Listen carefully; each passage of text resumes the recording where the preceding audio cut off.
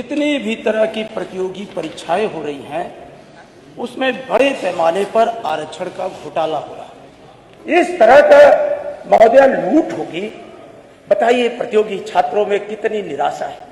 और यही बार बार हमने हमारे समाज के कुछ नेताओं को अपने पार्टी में हायर किए, वो कभी भी पिछड़ों के आरक्षण की बात नहीं करते महोदय, सरकारी नौकरियां स्थायी हो इसकी बात नहीं करते, आउटसोर्सिंग कर्मचारी रखे जा रहे हैं। आखिर ये आरक्षण को शिथिल नहीं कर रहे हैं तो क्या कर रहे हैं। और बाबा साहब डॉक्टर भीमराव अंबेडकर ने संविधान सभा के अंदर कहा था महोदय कि भारत का संविधान अच्छा है लेकिन ये सरकार की नीयत पर निर्भर करता है। अगर सरकार की नीयत अच्छी होगी तो इसके कुछ प्रावधान भी अगर कहीं जटिलता पैदा करेंगे और नीयत अच्छी होगी तो भी संविधान बेहतर काम कर सकता है। लेकिन महोदय आज सरकार की नीयत में ही खोट है। वो शिक्षा आयोग महोदय, ये सारे आयोगों को मिल करके शिक्षा आयोग लाए महोदय, इसलिए कैबिनेट बुला करके संशोधन किया गया। जो फेक इनकाउंटर में माहिर है आज उन्हें शिक्षा चयन आयोग की जिम्मेदारी दी गई है। आखिर वो पिछड़े दलितों के साथ कहां से न्याय हो पाएगा महोदय। उत्तर प्रदेश में जब से भारतीय जनता पार्टी की सरकार आई 2017 से लेकर अब तक महोदय, जितनी भी तरह की प्रतियोगी परीक्षाएं हो रही हैं उसमें बड़े पैमाने पर आरक्षण का घोटाला हो रहा है। और इस घोटाले को लेकर के जब छात्र सड़कों पर आते हैं तो उनके ऊपर बर्बरतापूर्वक उत्तर प्रदेश की पुलिस कार्रवाई करती है। अभी हाल ही में महोदय उत्तर प्रदेश लोक सेवा आयोग में जो माइग्रेशन की व्यवस्था थी महोदय, इस देश के अंदर संघ लोक सेवा आयोग में माइग्रेशन की व्यवस्था लागू है, लेकिन उत्तर प्रदेश का लोक सेवा आयोग चुपके से नियम बना करके मौखिक तौर पर माइग्रेशन की व्यवस्था को खत्म कर दिया, जिसके कारण वहां के छात्रों में व्यापक आक्रोश है। और इस आक्रोश को लेकर के वहां के आयोग के अध्यक्ष जी को, लोक सेवा आयोग के अध्यक्ष जी को ज्ञापन भी दिया गया।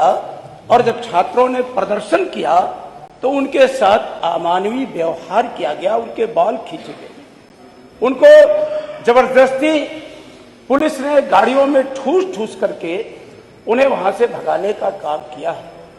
महोदय 2012 में हमारी उत्तर प्रदेश के अंदर सरकार थी। उत्तर प्रदेश के अंदर उत्तर प्रदेश का लोक सेवा आयोग निष्पक्ष भर्तियां कर रहा था। उस भर्ती पर भारतीय जनता पार्टी ने अपने कुछ सदस्यों को खड़ा करके आरोप लगाया, और आरोप इस कदर लगाया महोदय कि पूरे प्रदेश में एक नैरेटिव सेट किया कि भर्तियों में व्यापक अनियमितता है। और यहां तक कहा कि 86 में 56 यादव जाति के लोग एसडीएम बना दिए गए। महोदय मैं आपके समझ बड़ी गंभीरता के साथ संसदीय कार्य मंत्री हाउस के अंदर इस बात को रखने का काम कर रहा हूं। हमें उम्मीद थी इसको लेकर के इतना प्रोपेगेंडा उत्तर प्रदेश के अंदर खड़ा किया गया। ये भारतीय जनता पार्टी जो पिछड़ों से, जो पिछड़ी जातियां थी उनके अंदर अविश्वास पैदा करके पॉलिटिकल लाभ लेने के लिए उस लोक सेवा आयोग को कहीं यादव आयोग, कहीं कुछ आयोग करके बदनाम किया। 2017 में जब इनकी सरकार उत्तर प्रदेश के अंदर आई महोदय, इसी हाउस के अंदर कहा गया कि लोक सेवा आयोग की सीबीआई जांच होगी और जो भी दोषी पाया जाएगा उसको कटघरे में खड़ा किया जाएगा, और जो गलत तौर पे चयनित हुए हैं उनके खिलाफ विधिक कार्रवाई की जाएगी। महोदय आज किस सन में हम खड़े हैं? आज सीबीआई जांच किस निष्कर्ष पर पहुंची है?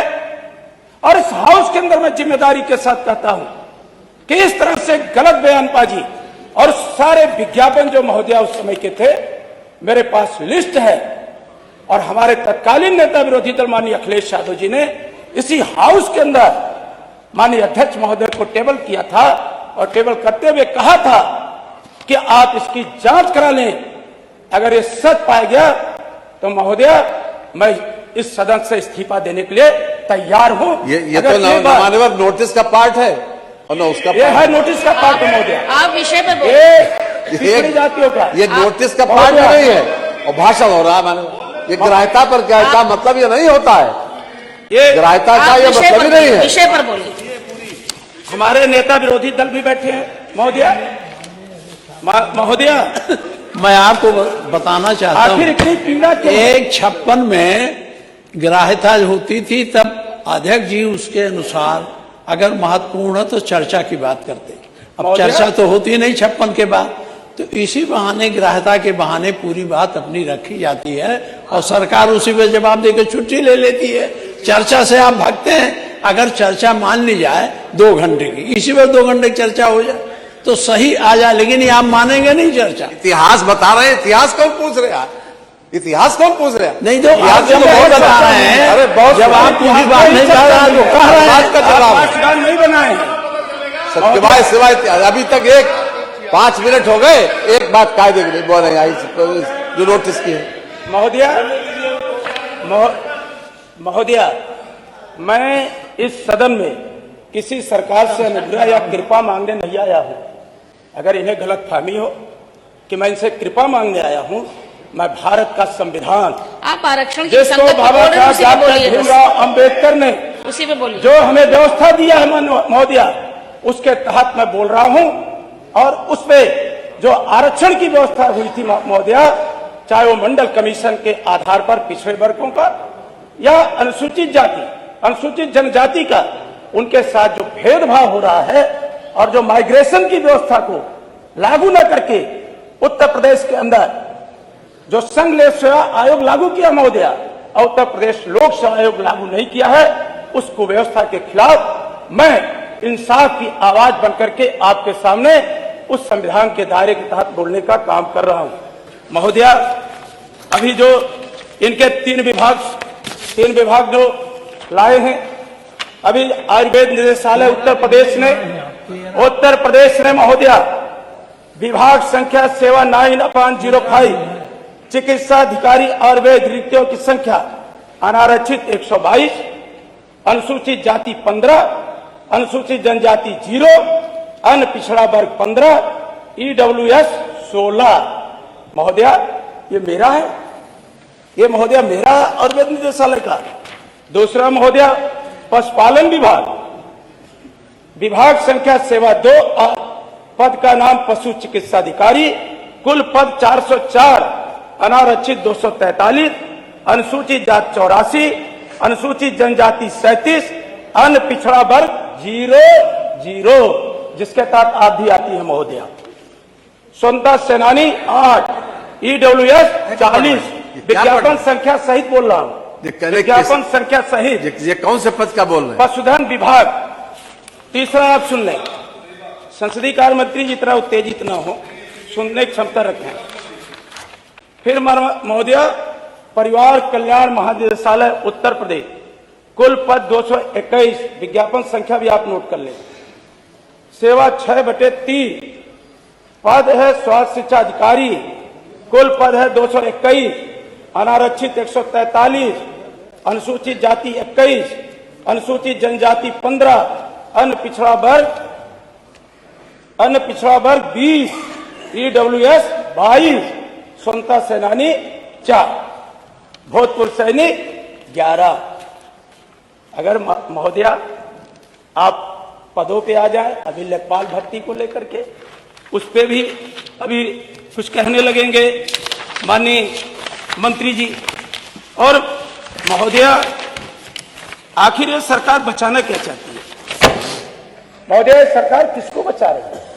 जो माइग्रेशन व्यवस्था थी, जब हमारी सरकार उत्तर प्रदेश के अंदर थी, लोक सेवा आयोग जब प्री एग्जाम कराता था तब उसके 1 सप्ताह के बाद उत्तर कुंजी जारी कर देता था, ताकि सभी छात्र अपना उत्तर मिला लें और जिस प्रश्न के उत्तर उन्हें आपत्ति है, आयोग के गलत उत्तर दिया है, उस पर प्रमाणित शोध के साथ आयोग की आपत्ति भेज दें।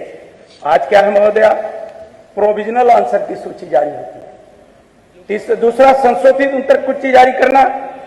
हमारी सरकार थी, आपत्ति प्रश्न पर विचार करने के लिए आयोग विषय विशेषज्ञ पैनल गठित कर अंतिम जारी कर देता था, ताकि पारदर्शिता बंद हो जाए, पारदर्शिता बनी रहे। इन्होंने क्या किया महोदया, संशोधित उत्तर कुंजी जारी करना आयोग ने बंद कर दिया, जिससे पारदर्शिता समाप्त हो गई।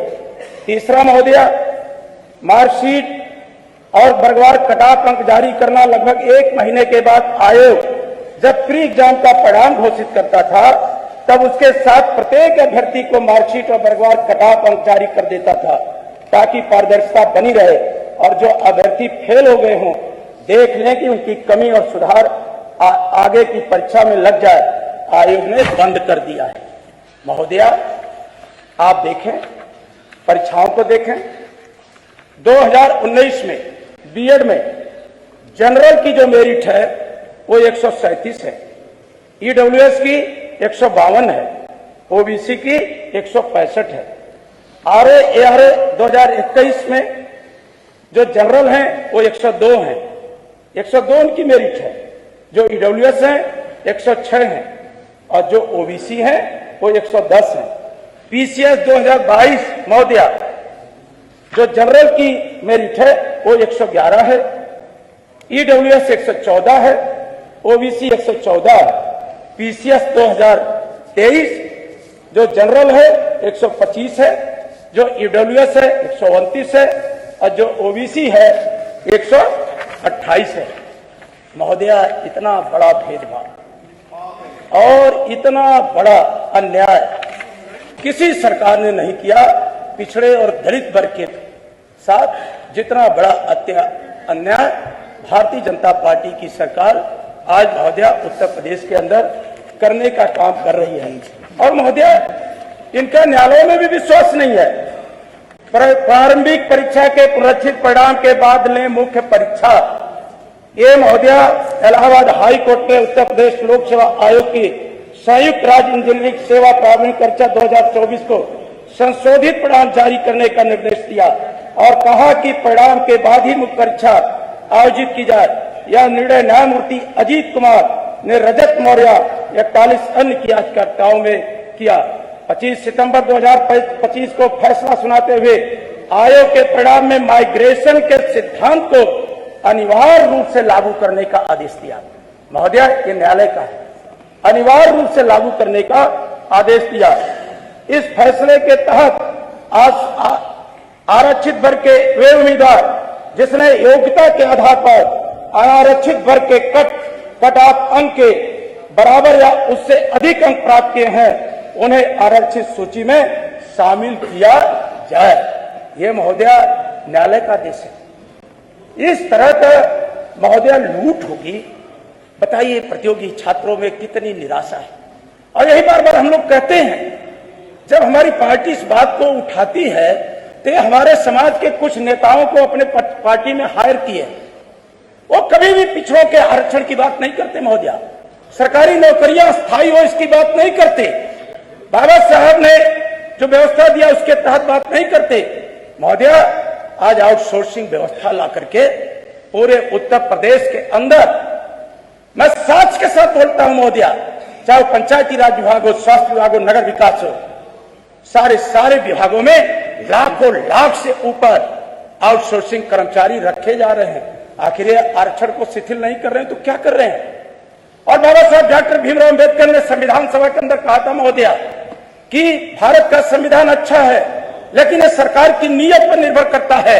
अगर सरकार की नीयत अच्छी होगी तो इसके कुछ प्रावधान भी अगर कहीं जटिलता पैदा करेंगे और नीयत अच्छी होगी तो भी संविधान बेहतर काम कर सकता है।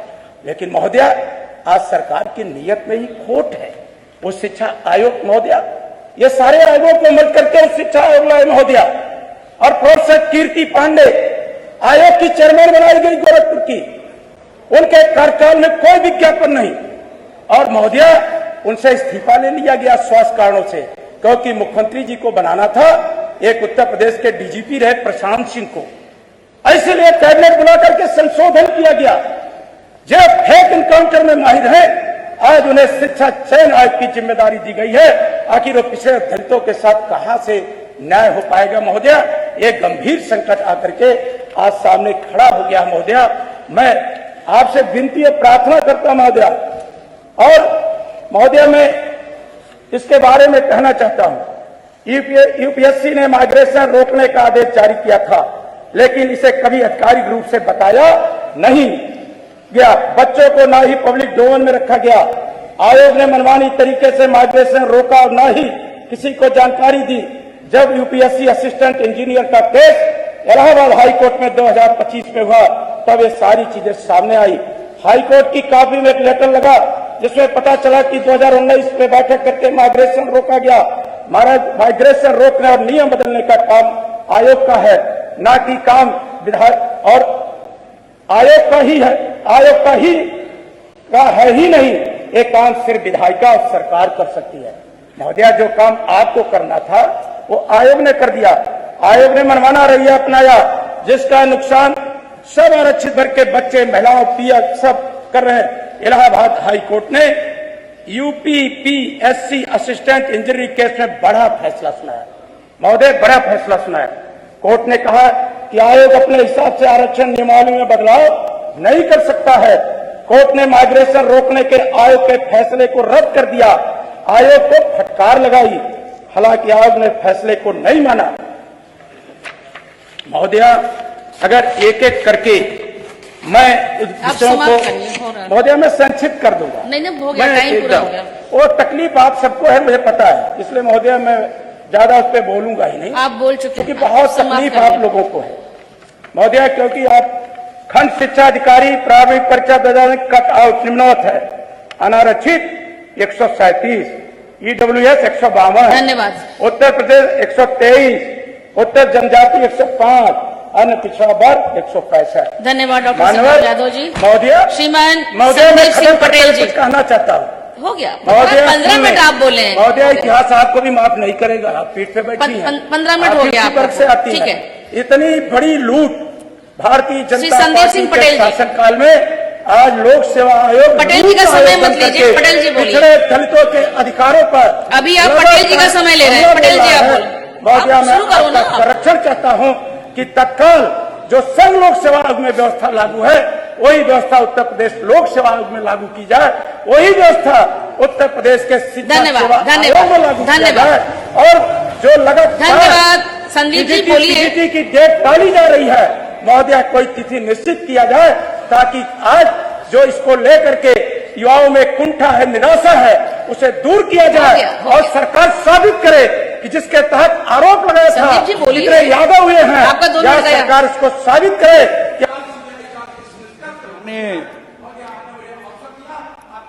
नेशनल दस्तक की आपसे गुजारिश है कि अगर इसको बचाना चाहते हैं तो नेशनल दस्तक को सब्सक्राइब करने के लिए रेड कलर के सब्सक्राइब बटन को दबाएं, फिर बेल आइकन की घंटी दबाएं। नेशनल दस्तक को बचाने के लिए बहुत जरूरी है कि हर खबर को शेयर करें, लाइक करें, कमेंट जरूर करें।